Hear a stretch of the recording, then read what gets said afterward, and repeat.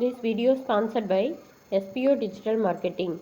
Join SPO Digital Marketing work from home opportunity, mobile based part-time job, perfect for student, homemaker and job seekers.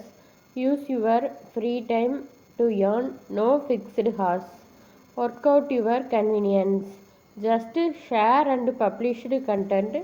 Simple task. No only selling or no referral. Have a Facebook, Instagram or YouTube account. You are already eligible. Earn daily income with instant payout. Start from day 1. டிஸ்கிரிப்ஷனில் number கொடுத்துருக்கு, நீங்கள் வேணும்னா அதில் use பண்ணி இதில் join பண்ணி நீங்கள் work பண்ணிக்கலாம். தேங்க்யூ.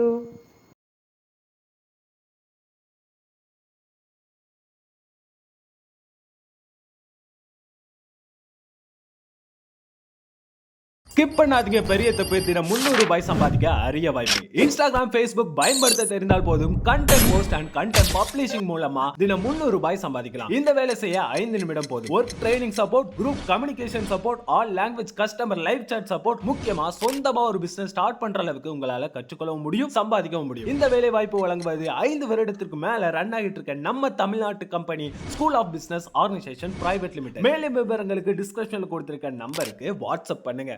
விந்தயம் முன்னாடி என்ன நினச்சாங்க அப்படின்னா, அது ஒரு நல்ல மனமூட்டி நினச்சாங்க. அதுக்கப்புறம் என்ன நினைக்க ஆரம்பிச்சாங்கன்னா, இதில் நிறைய நார் பொருட்கள் இருக்குது, அது சாப்பிட்டா மலம் நல்லா கழியும் அப்படின்னாங்க.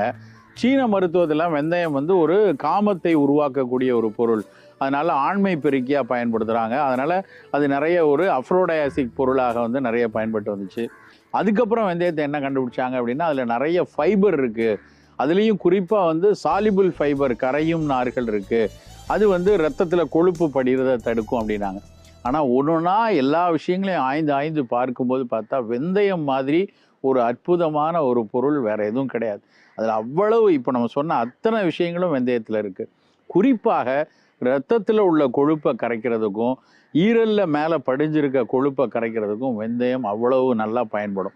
வெந்தயத்தினுடைய கரையும் நார்கள், அந்த சாலிபிள் ஃபைபர் இந்த கொழுப்பை கரைப்பதில் பயனாகுதுன்னு நிறைய ஆய்வுகள் பல நாடுகளில் நடத்தி சொல்லிக்கிட்டே வராங்க. அதை நம்ம தினம் எடுத்துக்கொள்ளணும். இந்த வெந்தய விஷயத்தில் ரொம்ப முக்கியமாக சொல்ல வேண்டியது என்னென்னா, பலரும் வெந்தயத்தை ஊற வச்சு நான் சாப்பிட்றேன், காலையில் ஒரு ஸ்பூன் போட்டு ராத்திரி ஒரு ஸ்பூன் போட்டு வச்சுருவேன் டாக்டர், காலையில் எழுந்து அந்த நல்லா தண்ணி ஊறினதுக்கப்புறம் எடுத்து சாப்பிடுவேம்பாங்க. சில பேர் ஸ்ப்ரவுட் பண்ணி, நான் வெந்தயத்தை ஸ்ப்ரவுட் பண்ணி சாப்பிட்றேன் அப்படின்னு. ஆக்சுவலாக அது அவசியம் இல்லை. இன்ஃபேக்ட் சொல்லப்போனால் நிறைய இந்த மாதிரி ஊற வைக்கும்போது அதனுடைய கரையும் நார்களில் உள்ள செயின் உடையத்தான் செய்யும். அப்போது அந்த கரையும் நாரின் பயன் குறையத்தான் செய்யும். வெந்தயம் முழுமையாக பயன்படணும்னா அப்படியே அதை சவைச்சு சாப்பிடணும். இல்லைன்னா அதை வறுத்து பொடி பண்ணி வச்சுக்கிட்டு ஒரு அரை ஸ்பூன் காலையிலையும் சாயந்தரமும் சாப்பிட்டா தான் முழு பயன் கிடைக்கும்.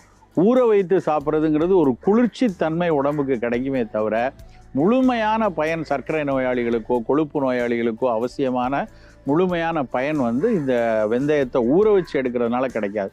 அதனால் அப்படியே பொடி செஞ்சு சாப்பிட்டுக்கணும்.